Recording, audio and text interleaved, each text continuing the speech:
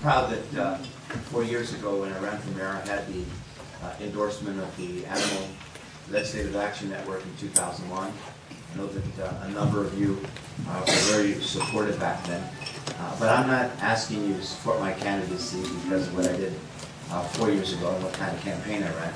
I'm asking you to support me because of my record, because what I'll do for you as mayor of the city of Los Angeles. Let me share a bit, though. I know you want me to focus on animal issues, and I will, but let me focus a little bit on who I am, because not everybody here knows that, despite that big introduction. Born and raised in the city, I'm a third-generation Angelino. I've often said this is one of the few places in the world where the son of an immigrant could grow up and be the Speaker of the Assembly, or be on the threshold of leading a great city. But you know, in my handout to you, I say if a great city, and I often say in this campaign, that a great city is a city where we're growing together. A great city is a city where we're prospering together. A great city is a place where we're investing in one another. And I often say that the measure of a great city is how we treat those among us who aren't wealthy and powerful, the children, the poor. But one could easily say that for the animals, because when you look at if you measure a great city and you ask yourself, if a great city can't treat its animals well, how's it treating its children? How's it treating people? And I think the answer in this city is that we're just not doing a good enough job. We're not providing the leadership on issues that are important to people and children, or the issues that are important to animals. When you look at this city today, and let me share with you a moment, a capsule view of what the city looks like today. Today we have a Department of Animal Services where consumers, animal lovers, the humane community are shunted. They're not welcome. There's a sign, or there should be a sign. There may as well be a sign if you were to determine just how people are being treated in the humane community now that says humane community, animal lovers not welcome, because that's the treatment, that's the lack of cooperation, the lack of engagement on the part of this community is this repainted? I'm touching this and realizing this is brand new painted. You look at the fact that currently in this city there just isn't a real policy. You know, for 2.5 years ago, or maybe it was a year and a half now, Jim Hahn said that this was going to be a no-kill city by 2008. A year and a half later, no plan, nothing except 44,000 animals killed every year in this city. When you look at that number and you think about what that means, it's clear that there's no effort on the part of the leadership of this city to make this city a progressive city. I am unquestionably a progressive on many issues, on issues of poverty, on issues of the environment, on issues of health care and the like. But I'm also a progressive on issues related to animals, and I want to share with you my record, because the best way to see where someone has gone is to see what they've done. And in this city, I've had for now 10 years a man by the name of Jim Bickhart, who's standing there in the back. And those of you who know Jim Bickhart knows there is no single individual working in a council office anywhere in the city of Los Angeles who has spoken out for you, who has worked with you, who's engaged you and collaborated with you when he worked for Councilmember Galanter, when he worked for me as Assembly Whip, Majority Leader, and then Speaker, and now as a council member. He's worked with you, and I've worked with you through him, because we understand how important it is for us to have someone, a voice, someone who can work through that bureaucracy to get things done. But let me share with you some of the things we've done in the last few months and over the last years in office. We authored an ordinance to allow larger donations of funds and in-kind goods to the Animal Welfare Trust Fund. It was an idea that came from you. Food was rotting. Donated food was rotting at the Department of Animal Services. And you came to us and said, hold it, you know, it's rotting before the council can end up approving it. We've got to do something about it. It's nonsensical. We want to help. We know that the city isn't, you know, filled with the resources to do everything that it wants to do. We want to help. And you are creating barriers and obstacles for helping us. And so we put that ordinance together. You brought us the idea. We worked with you, and now we're going to have the ability to make those kinds of donations and ensure that this food goes to where it should go, to feeding animals, to providing people with the resources where government just isn't stepping forward. A number of you raised the issue of what's happening to Ruby when Ruby comes back, what's happening to the elephants. I wrote those letters to the Department of Animal Services, and frankly, they weren't received very well. I had a council member confront me on the council floor, screaming at me, "Why would you get involved in this matter?" And I said, it's simple. I'm just asking questions. That's the role of a legislator, the role of a council member, the role of a leader. We know that the zoos really aren't places for elephants. That elephants are being places that are more akin to their habitat. Large places, not places where they're confined in the way that Ruby is. And so when I asked those questions, you would have thought I was a fortune teller, because a few days later, we had a death in our zoo, Tara. And that death, we don't know exactly why she died or how she died, and we're going to find that out. But some of us believe that, you know, you can't confine an animal the size of an elephant or a giraffe and expect that we're going to be able to live healthy and not develop arthritis and all of the things that come with living in a confined area. So I spoke out and wrote letters and have demanded accountability. And I'm going to tell you, I'm going to want to find out. You're going to see me on the council floor argue that we need to find out what happened to Tara. We need to ensure that our elephant population there is protected and safe. You know, when I got elected to 4 years ago, when I ran for mayor, I talked about dog parks. I talked about a dog beach. I said, look, I'm the author of Proposition 12, the largest expansion of parks and open space in U.S. history. You're right, I invested $25 million in the Bayona wetlands because I understood that we need to protect our wildlife. I've spoken out. I've done something, not just talked. I've actually done something to address these issues. So when I became a council member, I stood up and said, I'm going to put a dog park in the northeast Los Angeles, in the Herman area. Now, you know, there's always going to be opposition to almost anything you do in this city. And so it should be. That's what a leader has to do. Many of my friends in the environmental community just ask me, you know, how come you're so tough on these dog parks? You know, we need parks for people. You've said that. And I've said, yes, we do need parks for people. In my environmental Greening LA proposal, I talk about dogs for people. I mean, dogs for people. I want that too. I talk about parks for people, but also parks for dogs. We can coexist, everybody. And so I brought the environmental community together with the humane and animal lover community and the dog lovers and the community overall. And I said, look, we're gonna move ahead with the dog park. And that dog park's gonna open in the spring, maybe February, maybe March, and in the next couple of months it's gonna open because of leadership. I had to bring and build consensus with people. I said, look, you know, I understand we have to protect the environment too, and we're gonna do that. And we have to protect communities as well, and we're gonna do that. But we can build and create a new dog park, and I'm proud to say that that dog park is gonna open in northeast Los Angeles.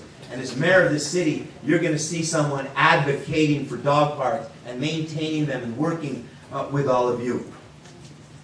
I mentioned Jim Beckhardt, and I'm going to tell you, if you got a strength, you might as well keep on, pushing it. Jim Hahn says, every chance he gets, he brings, Bill Bratton with him, because that's a strength. Most people see him as the leader, as one of the few things that he did that was actually exemplary. Well, I'll tell you, I hired Jim Beckhardt, and you clap for him for a reason. This guy has been your voice. He has been our connection with your community and our connection with animal services. And I can tell you, we're going to hold animal services accountable. But that's part of this track record as well. I've actively supported the adoption of LA Spay and Neuter and breeder licensing ordinances. I've spoken out. I've been there. Jim has written all of those great memoranda in support of that kind of good public policy. I was there with you when we supported Proposition F to fund construction of modern new animal shelters. I'm not a Johnny-come-lately to this issue. And finally, I voted and spoke and supported and helped Senator Hayden on his Hayden bill to improve the humane treatment and adoptability of shelter animals when I was in the legislature. I didn't just come to this because I'm looking for your endorsement now as a council member. So we go through our record because it's easy for us to get up here. We've all done a little due diligence. We all know more or less what you care about. It's easy to speak to the crowd and throw red meat. But you know what? We need a leader. We need a leader. We need a leader, and I'm speaking obviously metaphorically here, but we need a leader that can get things done. Someone who's going to get elected. Look, there's a lot of great people running for this office. A lot of great people, and I'm not here to disparage any of them. I will say that the person we have now is not the right person for Los Angeles. For the humane community and the animal lovers of this city. It's just not. And there's one person, and there are a lot of good people, but there's one person that's got the best shot here, everybody. It's going to be a rematch, and most people know that. And why? Because we've done the research, we've looked at the polls. This race is going to be between Jim Hahn and Antonio Villaraigosa. And picking between Jim Hahn and Antonio Villaraigosa, I think the record's clear. We're all going to speak well to our record. You have in front of you, and I want to share with you some of the things that we're going to do in our effort here to create a more humane city. You know that when you look at my plan, we're going to focus on accountability. I'm a big believer, not just for animal services. I'm a big believer that, when you run for office, every 4 years you have an election, you got to speak to what you did. The good things you did and the not so good things you did. Because that's what accountability is all about. I get it when you run for office. The people that run our departments, the people who sit on our commissions, need to get it as well.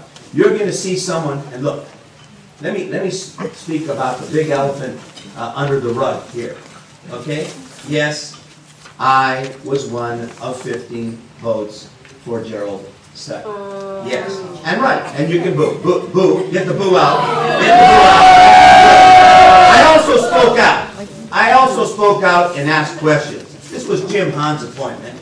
He wouldn't be mine, and I guarantee you, when I'm mayor of the city of Los Angeles, Gerald Stuckey will not be the head of animal services.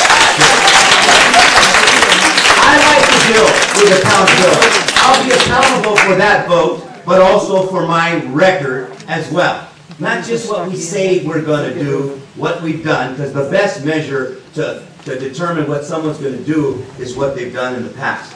We're going to focus on reducing animal overpopulation. I will make the battle against animal overpopulation an absolute priority. I intend to hold the new general manager accountable for creating a legitimate plan. A plan, everybody. A plan that will hold him accountable to reduce euthanasia and make real progress to involve human beings, to involve the humane community as partners with this department. One of the criticisms about Jim Hahn has been the fact that all of his commissioners whether they're animal services, wherever they are, they're almost all wealthy contributors. What you're going to see from me is people that are going to I'm going to do something novel, like bring the experts in. Bring people that have, and in this community, the experts are the humane community. You're going to see commissioners in the Department of Animal Services and our Department of Board of Commissioners for Animal Services. You're going to see people who come from this community, people who care about animals, people who want to create public-private partnerships with the Department of Animal Services that doesn't have the resources that it has. People that are committed to adoption and ending euthanasia and severely limiting it anyway. People that care and want to be smart about how we expand our services and do better by more people. I'm going to insist that we have mobile spay, neuter, and adoption programs, and that they be made more available and more affordable. Because this idea that you hear from animal services that we're competing with the vets, and so we have to charge more than many vets do to do spay and neutering is absolutely unacceptable. Look, we're going to have to make it affordable, because that's the only way some people who live in South Los Angeles on the east side are going to be able to afford it. I worked with the Sam Simon Foundation and brought that truck and went to the east side and didn't just send Jim Bitcard over there. I went there at 6:30 in the morning, schlepping there because I understood why it was so important to put a face on the humane treatment of animals, to put my face, which is well known on the east side, and say to people, look, we've got to spay and neuter, we've got to adopt, we've got to move away from euthanasia. I'm willing to do that in South Los Angeles and West Los Angeles, in the Valley, using the powers that come with being the mayor. And I say, when you're mayor, God will call you back, because it's a big job. So use the bully pulpit to speak out. Use the bully pulpit to hold animal services accountable and to educate everybody. We've got people that think, it's okay to buy a dog, and then take it back. I'm going to tell you about Antonio and Natalia, and I know Walter and others talked about their dogs. I got Caramelo and Butterscotch, and I'm going to tell you, Antonio says all the time, he's your son, Daddy.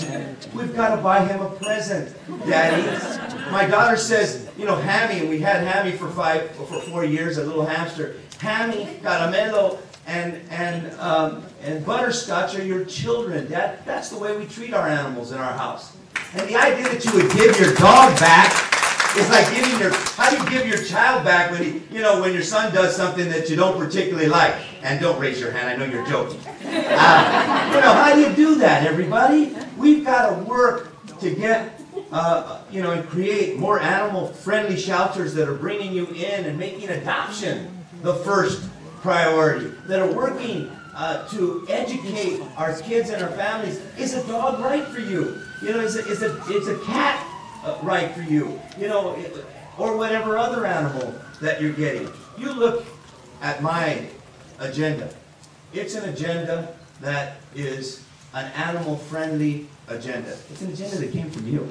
I didn't put this plan together out of the top of my head, everybody. I consulted many of the leaders in this community. I did that to put my agenda together. I've done that as Speaker of the Assembly and as a council member, and I'm going to do that as mayor. Because that's how you put together a plan for accountability. You do it by working and engaging people. If I have a strength, I believe, it's an ability to inspire people to do more. I had 5,000 people on election day 5 years ago. Only Tom Bradley has ever had that number of people. I had many of you walking precincts back then. And I did, not because I'm perfect on every issue, but because I care. And because I engage you. And I get you and say, hey, look, in a place of limited resources, we can't talk out of both sides of our mouth. We can't say we're going to eliminate all the business taxes in the city of Los Angeles, as some have done, and then at the same time say we're going to fully fund animal services. and our police department. I'm not a demagogue, everybody. I'm the real deal. I've shown that in office. Maybe you don't agree with me on every issue. Maybe I'm not, just there for you on every single issue that's important to you. But I'll tell you, I listen. I hire good people. I engage. If I'm wrong, I say I'm wrong and I move on. Correct my behavior. You won't see the pay to play. You won't see someone who hires somebody for animal services that has absolutely no experience, or for the airport, or the police department for that matter. You're going to see someone that engages you. I think if you look at this plan, you're going to see someone that listens to you and is going to put together, someone that can win, that listens to you and can put together an agenda that's respectful to animals and that's going to be the most forward-looking city. Just like we're going to be the greenest city, this is going to be the most animal-loving big city in America. I guarantee you if you're elected mayor.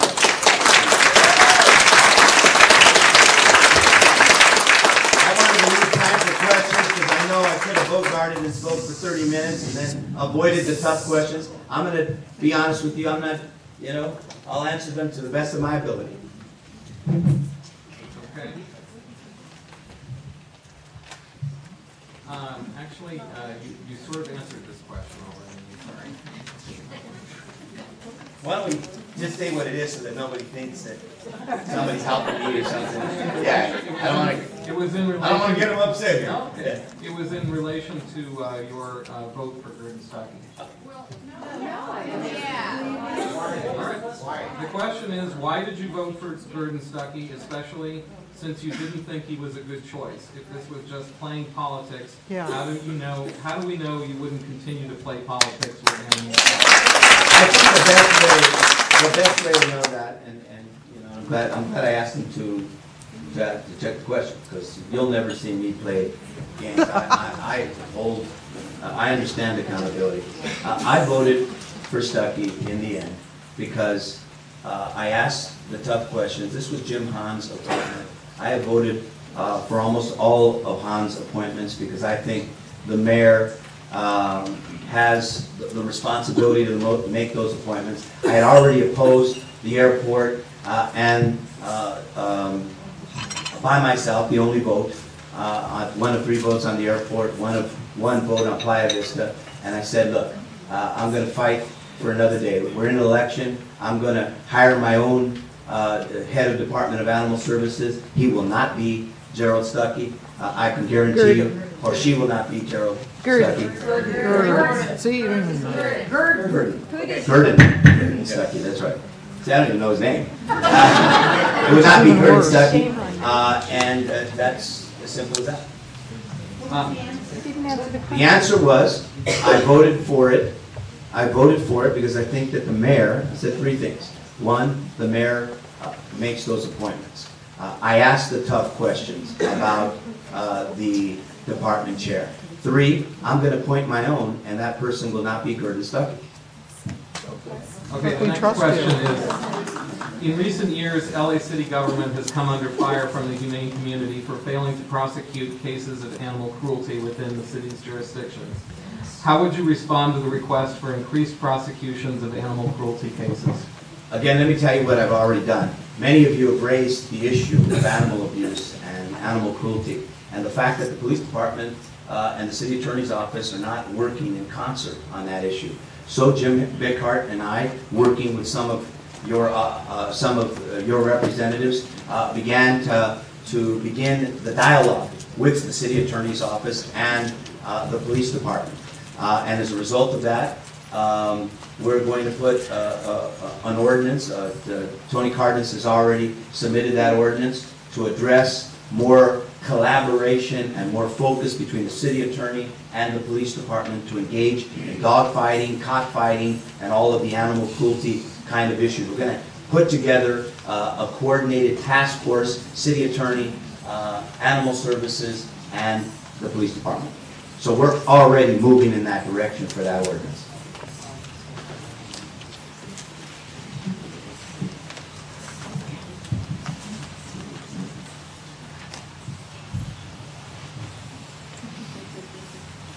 Why is it that the rescuers are shunned and not helped financially? Don't want to hear no budget. What's the real reason the rescuers should be paid for what they're doing? They are doing the city's job. No leadership is the answer, and no commitment. I mean, look, you can't say that you're committed to a no-kill or a low-kill policy, have 44,000 animals, say you don't have money in the budget, and then completely shun the humane community from the public-private partnerships that are going to get us out of this crisis. What you will see is someone that, if the city is limited in its budget, and we are, is going to think out of the box. Out of the box thinking is bring in the private sector, bring in the humane community. And we will create incentives to do that. My ordinance for the animal, in support of the donations, is one concrete example of the way to do that. Thank you very much, Councilman. Thank you. Thank you all.